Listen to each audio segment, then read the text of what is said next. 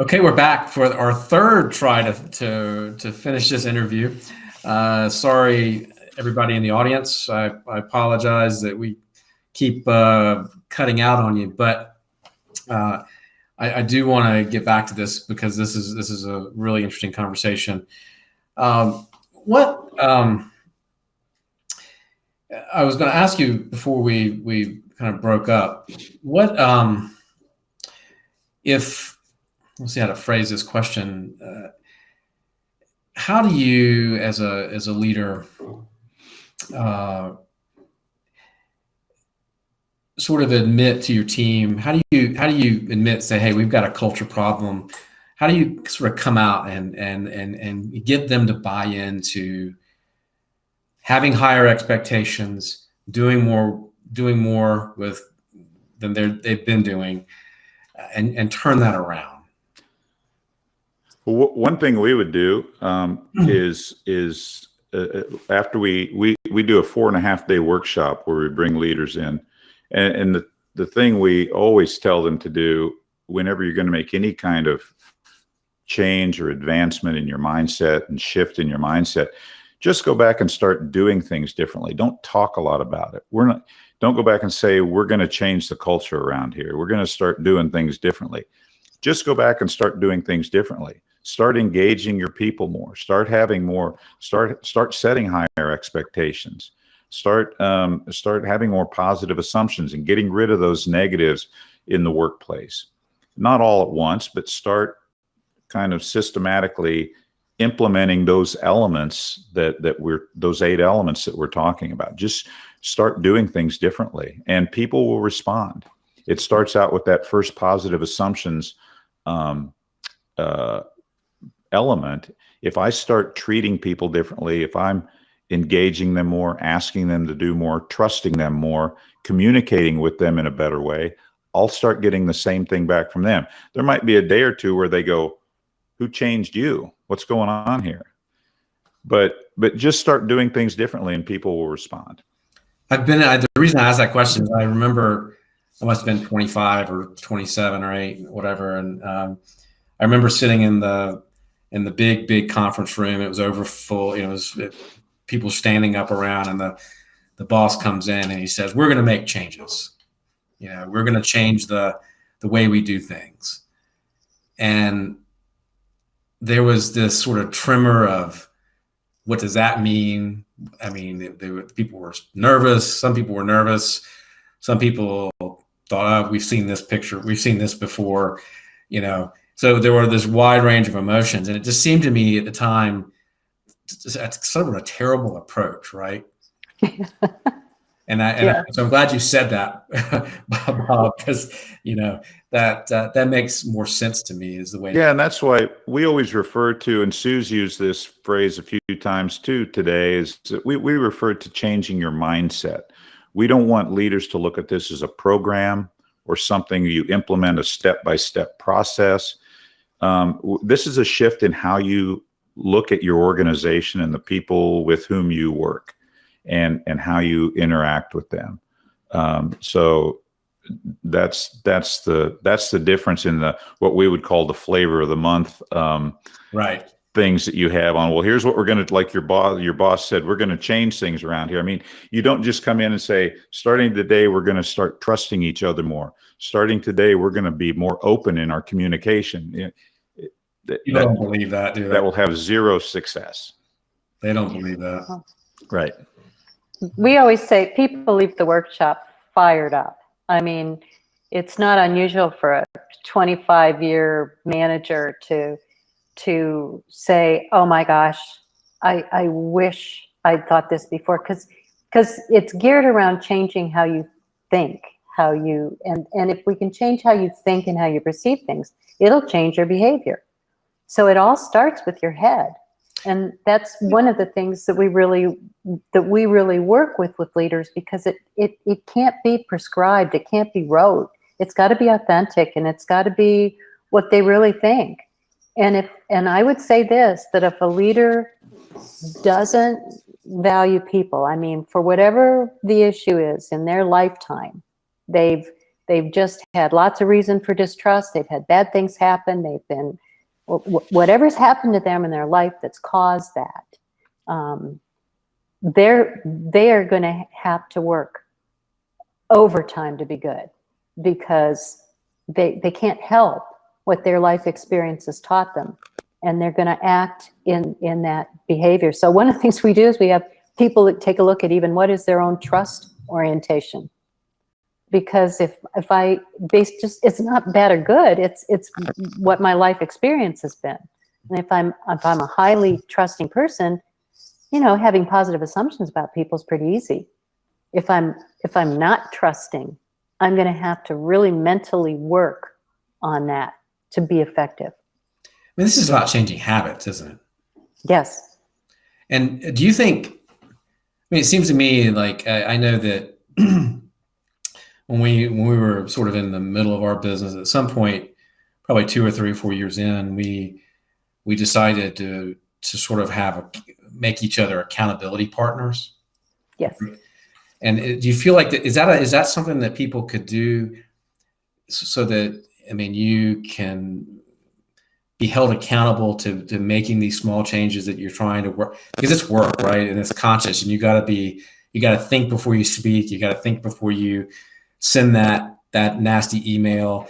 Do you think that you can like get a partner in this that says and helps you sort of keep focused on this change and these new habits? I can speak to that in the sense that it's my experience that those kinds of partnerships are few and far between. Okay. That you have more of a chance by creating that critical mass that has the common values, and the critical mass will hold they hold everybody else accountable. So a culture of high performance, when you see, is high levels of accountability, because they all believe that it's their responsibility to keep everybody at that high level. So it's not that it's a bad idea. I just haven't seen it be as effective as really looking at the whole organization and saying, you know, what are we doing? What do we have in common? What are our high expectations of each other? And how do we deal with each other in doing that? As an example, in a high performance workplace, there was an incident where I happened to be in the office of the operations director, and we saw some of the employees going down the hall to a conference room. And he stuck his head out and said, "Is there something I should know? Is something going on?" And they said, "No, we've got a member of our team who's having a little bit of trouble coming to work. We need to help him straighten that out." I mean, the peers will hold each other accountable. Yeah, I like that. And it's so I think accountability really helps to be broad-based. So you don't look at it as the leaders not. I mean, you want the leaders set high expectations so that pressure of setting high expectations for your team puts the pressure on the leader, or CEO, whatever, to stick to what they're trying to do. Yeah, I mean, self-management is prevalent in a lot of companies now, and that's because they understand that as a peer group, as a team, they will hold each other accountable, and we're looking for results, and we're looking for behaviors, and we're looking for values, and we make sure that we live up to those because we're proud of that. Do you think is a coach always a good option for that too? For a senior leader, I think. For a senior leader, I think coaching is becoming almost imperative, and that's where the one-on-one accountability I think can really work. Okay. But I think I think what you want to do at levels below that is just other than if you've got a high potential person and you're really working to do that, I think you're really trying to change. I know we overuse the word culture, but you're really trying to change that environment to one of high accountability among peers. Yeah. Bob, what you were going to say? No, I was just going to, when you first mentioned an accountability partner, it just ties to what Sue said. I look at everybody in the organization as an accountability partner to everybody else. And in fact, in a true high performance organization, it's not just the leader keeping and wanting the employees to be accountable. They do the same to the leader. Mm-hmm. If an employee sees a leader doing something that, as they sometimes say, isn't HPWP, they call them out on it. They call them out on, hey, you know, that comment you made in the meeting or that email I saw, that wasn't very HPWP. And they'll say, yeah, you're probably right. I need to think about that a little more. But it's everybody looking at everybody else. And when you're all in the same boat, it's not done confrontationally or with, I'm going to catch you doing something. Right. It's just those reminders that, hey, we've got a high performance workplace here. Let's keep it that way. I mean, you guys have been working on this for a long time in the business. Are there some examples of companies that have really implemented and done this program? It's not a program, but have done this. You are using this philosophy and have been really successful, and it's changed their company. Are there some examples? There are at least 4 to 5. I can think of 4 to 5. What I'd tell you is that, you know, you're never quite all the way there. You know, it's more of a journey. But what I would say is that if you look at companies that have very, very low turnover and very, very high metrics in terms of their profitability, performance, operational, the chances are that's very much a part of the culture. We know, I can tell you, we've worked with a very large transportation company, and I was in a meeting with a 2.5-day meeting with all of their management folks, and every single person in there was focused on how do we maximize the value of our people. I mean, that was their focus. They weren't talking, you know, miles per truck. They weren't talking those things. Those are all inherent metrics they use. But their focus was, how do we hire the best people? How do we develop them? How do we make them feel valued? How do we retain them? And to me, in my mind, as I sat there, I thought, you guys are there. You're absolutely there. It's unshakable. The room, there were 60, 70 managers in there, and they all have ranging a profit and loss business that's somewhere around $1 million, and wow. Their focus was people, where it should be, and it came from the top. And so I think, you know, I always think it belongs to those senior leaders. Now, I don't think that's an excuse for middle managers not to absolutely practice these principles and be very, very effective with their team, because results count and results speak to that. And besides, it's the right thing to do. One of my husband's very common sayings is, you know, just do the right thing. It's so obvious. Just do the right thing.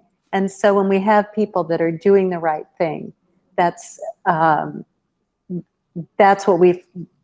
when you know, when you've got a room full of people who feel safe in doing the right thing, then they're there.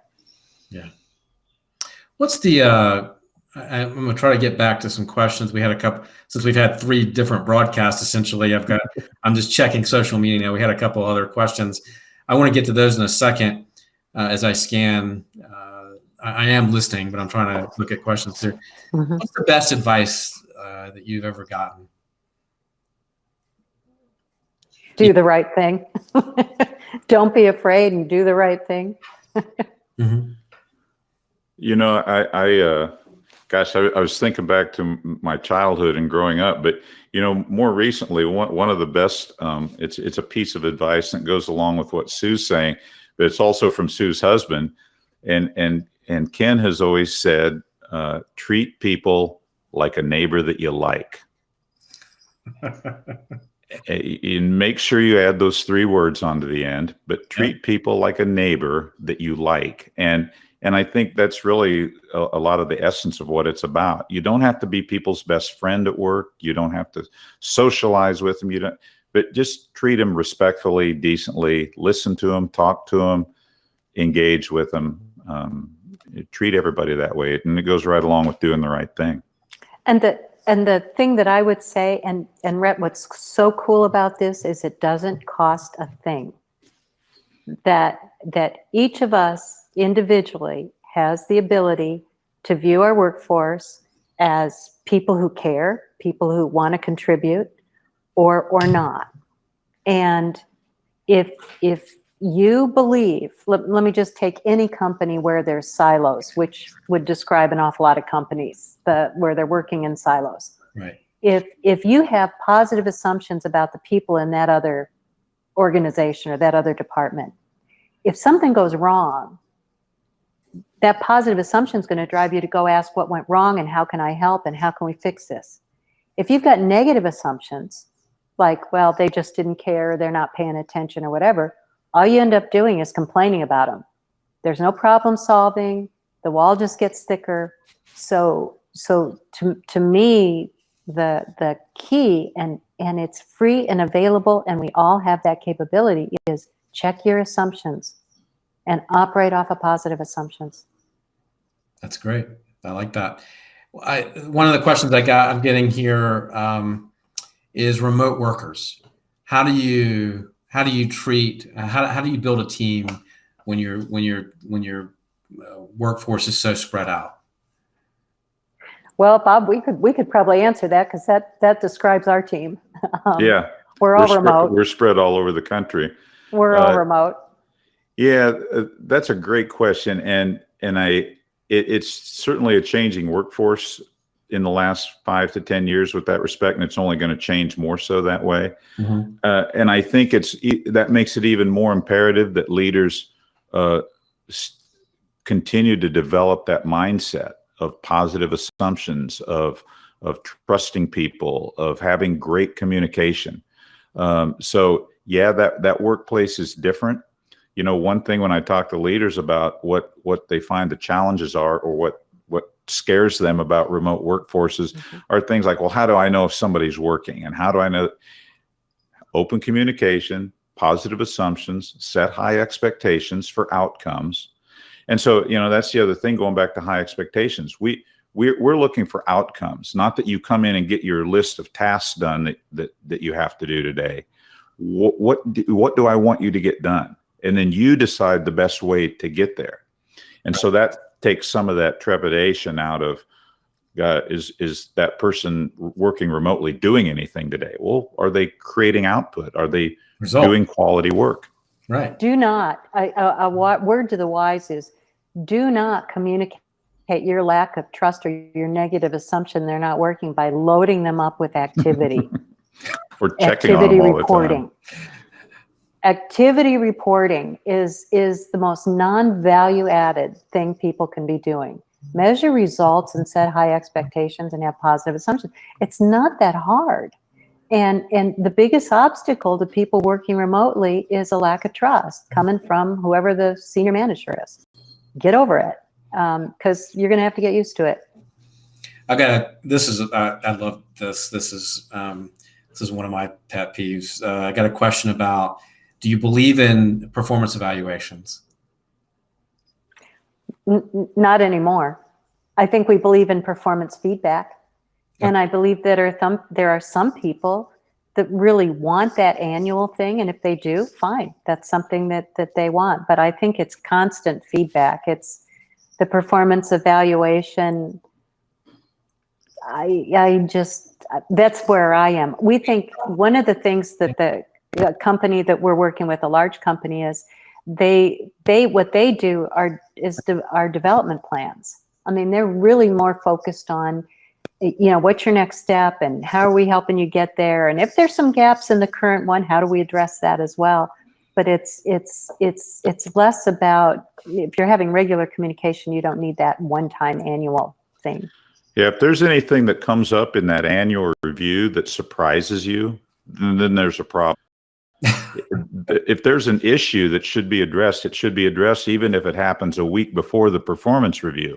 Right. You don't stockpile these things and then dump everything in one day or one meeting. So yeah, that performance reviews should be, and feedback should be ongoing. The other thing I think too about performance reviews, and again, I'm talking about larger companies we've worked with, is is that managers, I know really good managers who give regular kinds of feedback to people, but who the depending on the performance review format, it becomes burdensome. Again, it becomes more of a non-value added activity. If it's, I think you got to analyze, is this process adding value to our people? Are they gaining value from it? Not about whether we are they gaining value? And if they're not gaining value from it, change it. Change it. Yeah. Well, guys, I want to respect your time. I've had you on here for a really long time now, so over an hour. Enjoyed talking with you. Yeah.